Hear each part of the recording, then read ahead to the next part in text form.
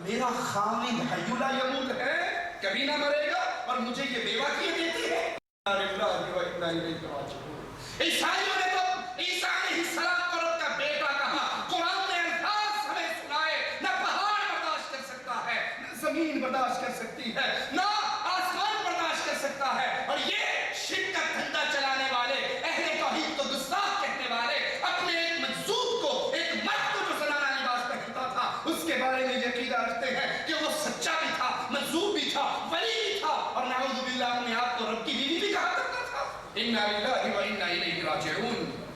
اسی مذہب کا قوال نصرت فتح علی خان، وہ ایک جملہ کہتا ہے رب کے بارے میں، ذرا سنیے۔ کبھی یہاں تمہیں ڈھونڈا، کبھی وہاں پہنچا، تمہاری دین کی خاطر کہاں کہاں پہنچا، غریب مٹ گئے پامال ہو گئے، لیکن کسی تلک نہ تیرا نشان پہنچا، ہو بھی نہیں اور ہر جا بھی ہو۔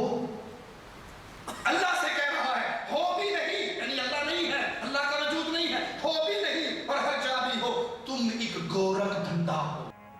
کبھی یہاں تمہیں ڈھونڈا،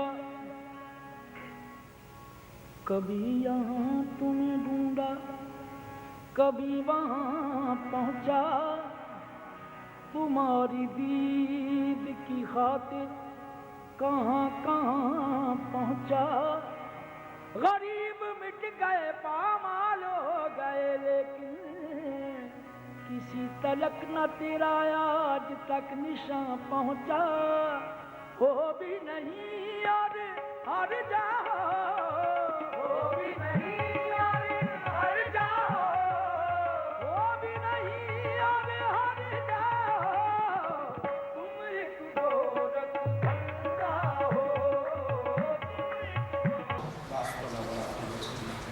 اِنَّا لِلَّهِ وَإِنَّا إِلَيْهِ راجعون۔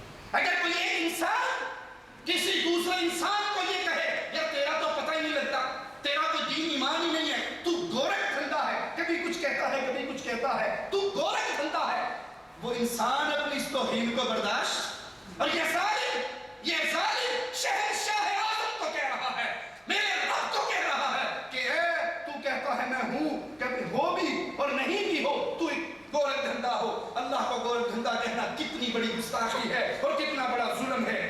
مگر افسوس یہ قوال رب کو گالیاں دے رہا ہے اور اس کی قوالی کو تبرک کے طور پہ سنا جا رہا ہے۔ کوئی قلم حرکت میں نہیں آتا، کوئی زبان حرکت میں نہیں آتی، کوئی مشینری حرکت میں نہیں آتی کہ اس گستاخ کے بارے میں بھی عوام کو بتا سکے کہ یہ اللہ کا ولی نہیں ہے بلکہ یہ شرک کا دھندا چلانے والا رب کا گستاخ ہے۔ معنی کا کلام سنیے، وَمَا قَدَرُ اللَّهَ حَقَّ قَدْرِهِ، انسانیوں نے رب کی پہچان کو نہیں پہچانا، رب کی قدر کو نہیں پہچانا۔ وَالْأَرْضُ جَمِيعًا قَبْضَتُهُ يَوْمَ الْقِيَامَةِ، قیامت کے دن ساری زمینیں میرے رب کی مٹھی میں جیسے اس کی شان کے لائق ہے۔ وَالسَّمَاوَاتُ مَطْوِيَّاتٌ بِيَمِينِهِ، اس کے آسمان دائیں ہاتھ پہ لکھتے ہوئے سبحانہ وتعالی عما یشرکون، وہ پاک و برتر ہے ہر اس چیز سے جو تم اس کے ساتھ شریک کرتے ہو۔ کہتا ہے حیران ہوں اس بات پر تم کون ہو کیا ہو، حیران ہوں اس بات پر تم کون ہو کیا ہو، ہاتھ آؤ تو بت، ہاتھ نہ آؤ تو خدا ہو۔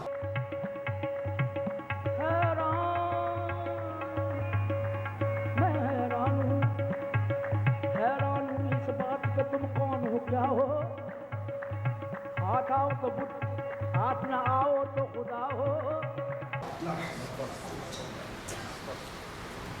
مندروں والی پارٹی کے بت دیکھے ہیں آپ نے؟ کہتا ہے ہاتھ میں آؤ، جو یہ بت مندر میں پوجے جا رہے ہیں یہ بت نہیں ہے، یہ تو ہے۔ ہاتھ آؤ تو بت، ہاتھ نہ آؤ تو خدا ہو۔ مسجد میں جاتا ہوں خدا ہاتھ میں نہیں آتا، یہاں رحیم کی باتیں ہیں تو یہاں پر بھی تو ہے، اور مندر کے اندر جو بت ہے وہ بھی تو ہے۔ لا مکانی کلی بہرحال دعویٰ ہے تمہیں، نحن اقرب کا پیغام بھی سنا رکھا ہے، تم گورکھ دھندا ہو۔ لامکانی کا بہرحال ہے دعویٰ بھی تمہیں، نحن اقرب کا بھی پیغام سنا رکھا ہے۔ اِنَّا لِلَّهِ وَإِنَّا إِلَيْهِ راجعون۔ اس ظالم نے پہلے تو میرے رب کی یہ گستاخی کی کہ اللہ اور بتوں کو ایک ہی چیز قرار دیا۔ جن ظالموں نے اللہ کی شریک پتھر کی مورتیاں، بے جان مورتیاں جو اپنے نفع نقصان کے مالک نہیں، اپنے ناک پہ بیٹھی ہوئی مکھی کو نہیں چڑا سکتی، اس کو رب کو ایک قرار دیا اور پھر کہا تجھے لامکانی کا دعویٰ ہے، قرآن و حدیث اس دعوے سے خالی ہے۔ اللہ اللہ نے لامکانی کا دعویٰ کہاں کیا ہے؟ کس آیت میں ہے؟ محتاج ہیں اس میں کوئی شک نہیں، اے میرے مولا جیسے تو لا مکان ہے اس میں کوئی شک نہیں، ہم مکین ہیں میرے مولا اس میں کوئی شک نہیں۔ یہ صوفیہ کا گندا عقیدہ ہے۔ مولانا طارق جمیل صاحب بھی اپنی تقریر میں کہتے ہیں کہ تو لا مکان ہے اس میں کوئی شک نہیں۔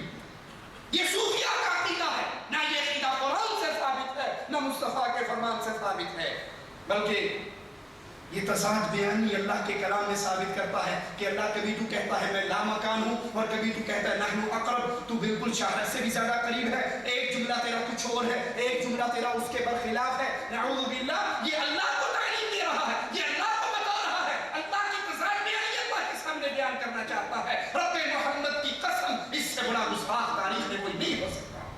مالک فرماتا ہے قل اتعلمون اللہ بدینکم، قرآن حکیم کے ایک اور انداز پہ غور کیجئے، طٰہٰ ما انزلنا علیک القرآن لتشقیٰ، ہم نے یہ قرآن تجھ پہ اس لیے نہیں اتارا کہ تم مشقت میں پڑ جائے، الا تذکرۃ لمن یخشیٰ، بلکہ اس کی نصیحت کے لیے جو اللہ سے ڈرتا ہے، تنزیلا ممن خلق الارض والسماوات العلیٰ، اس کا اتارنا اس کی طرف سے ہے جس نے زمین کو اور بلند آسمانوں کو پیدا کیا۔ الرحمن علی العرش استویٰ، یہ ظالم کہہ رہا تھا تم نے لامکانی کا دعویٰ کیا، صوفیہ کہتے ہیں اللہ لامکان ہے، لیکن معنی کا واضح سنیے، الرحمن علی العرش استویٰ، رحمان اپنے عرش پر قائم ہے، وہ لامکان نہیں، نہ یہ دعویٰ شریعت میں قرآن میں ہے نہ حدیث میں ہے۔ مگر افسوس قوال اللہ کے عرش کی توہین کس طرح کرتے ہیں، ذرا غور سے سنیے۔ قاری سعید چشتی قوال کہتا ہے جنہ گلیاں وچ میرا بابا فرید ٹریا ہے، جن گلیوں میں بابا فرید خواجہ غلام فرید چلے ہیں، جنہ گلیاں وچ میرا بابا فرید ٹریا ہے، عرش پاک نہ آکھاں تے کی آکھاں، جن گلیاں وچ میرا بابا فرید ٹریا ہے، عرش پاک نہ آکھاں تے کی آکھاں،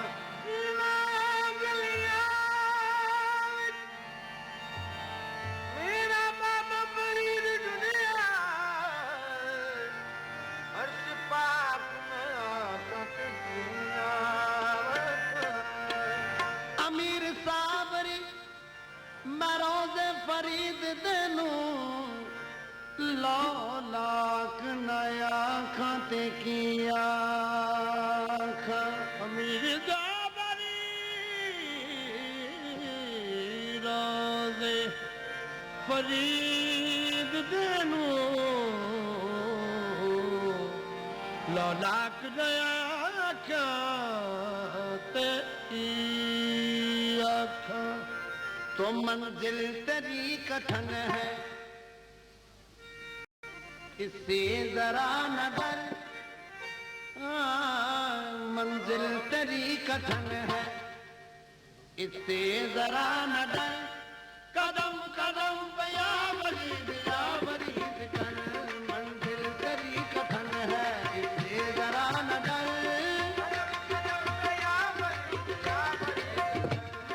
میں ان گلیوں کو عرش پاک نہ کہوں تو کیا کہوں، کیونکہ بابا فرید کو وہ اللہ مانتے ہیں اور جن گلیوں میں بابا فرید چلتا ہے اس کو وہ عرش مانتے ہیں۔ یہ عرش کی بھی توہین کرنے والے، یہ رب کی بھی گستاخی کرنے والے۔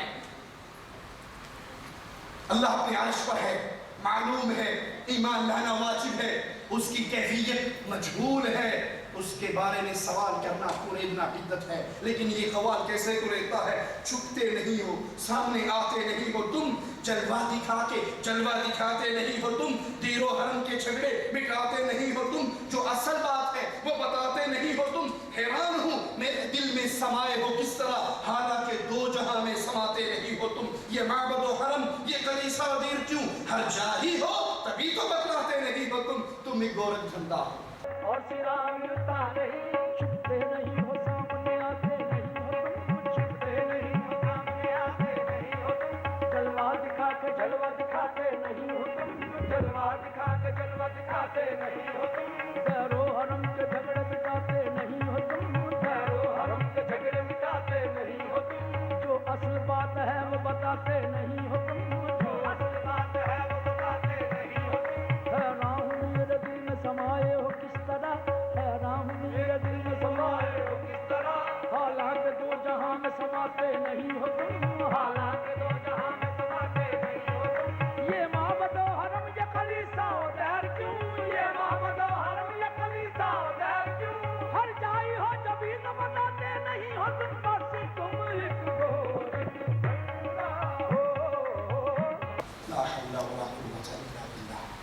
کہتا ہے کلیسا میں بھی تو ہے، مندر میں بھی تو ہے، مسجد میں بھی تو ہے، حرم میں بھی تو ہے، ہر جگہ تو ہے. اسی لیے تو ہمیں نہیں بتاتا کہ تو کہاں ہے. سب کے عبادتوں کا مرکز تو ہے. جو جس کو پوج رہا ہے، کوئی پتھر کو پوجے، کوئی صلیب کو پوجے، پوجنے والا صرف تجھے ہی پوج رہا ہے. انا للہ و انا الیہ راجعون.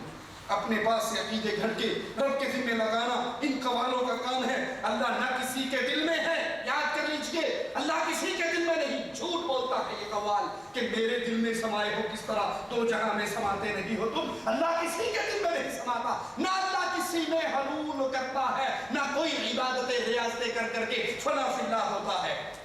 بتوں کے پجاری، صلیب کے پجاری اللہ کے دشمن ہیں. وہ اللہ کی عبادت کرنے والے نہیں. کلیسا میں اللہ نہیں ہے، مندر میں اللہ نہیں ہے، معبد میں اللہ نہیں ہے. نصرت فتح علی خان کا ایک اور گستاخی کا انداز سنیے. کہتا ہے یہ برائی، وہ بھلائی، وہ جنت، یہ جہنم، اس الٹ پھیر میں کیا رکھا ہے. یہ برائی، زنا کرنا برائی، نماز پڑھنا اچھائی. کہتا ہے یہ برائی، وہ اچھائی، نماز پڑھو گے جنت میں جاؤ گے، زنا کرو گے جہنم میں جاؤ گے.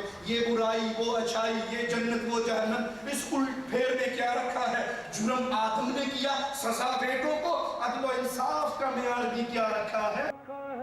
یہ برائی، وہ بلائی، یہ جہنم، وہ بہشت، اس الٹ پھیر میں فرماؤ تو کیا رکھا ہے. جرم آدم نے کیا اور سزا بیٹوں کو، عدل و انصاف کا معیار بھی کیا رکھا ہے. دیکھ انسان کو دنیا میں خلافت اپنی ایک تماشا سا زمانے میں بنا رکھا ہے. اپنی پہچان کی خاطر ہے بنایا سب کو، پہچان کی خاطر ہے بنایا سب کو، سب کی نظروں سے مگر خود کو چھپا رکھا ہے. تم ایک کو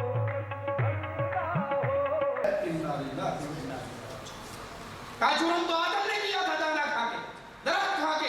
تو نے سزا بچوں کو دی، بچوں کو کیوں دی؟ یہ تیرا کیسا عدل و انصاف ہے؟ اور قرآن کیا کہہ رہا ہے؟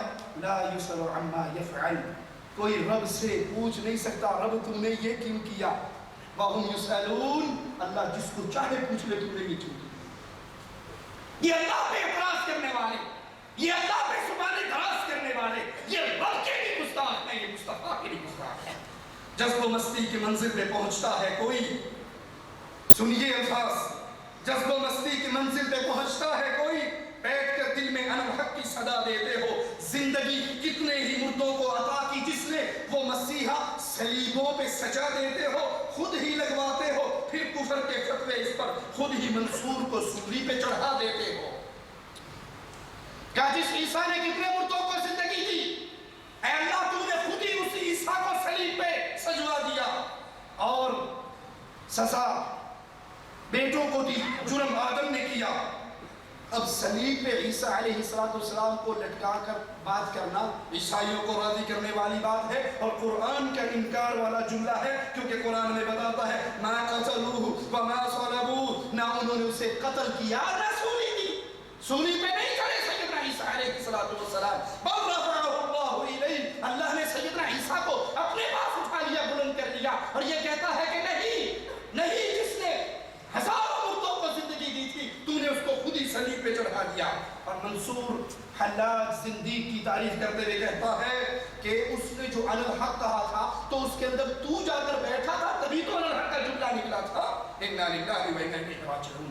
یہ صوفیہ کا گمراہ عقیدہ ہے کہ اللہ بندے میں حلول کر جاتا ہے. یہ بندہ ترقی کرتے کرتے فنا فی شیخ، فنا فی رسول اور پھر آخر میں فنا فی اللہ ہو جاتا ہے. یہی عقیدہ منصور حلاج کی تعریف کا مولانا طارق جمیل صاحب بیان کرتے ہیں. کہتے منصور جے چک سلی دیتے واقف جڑے کل اسرارہ ہو.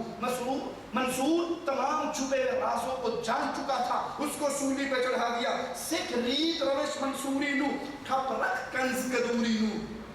ہاں عاشق ہونے عشق کماویں دل رکھیں وانگ پہاڑاں ہو، سائے سائے بدیاں ہزار غلام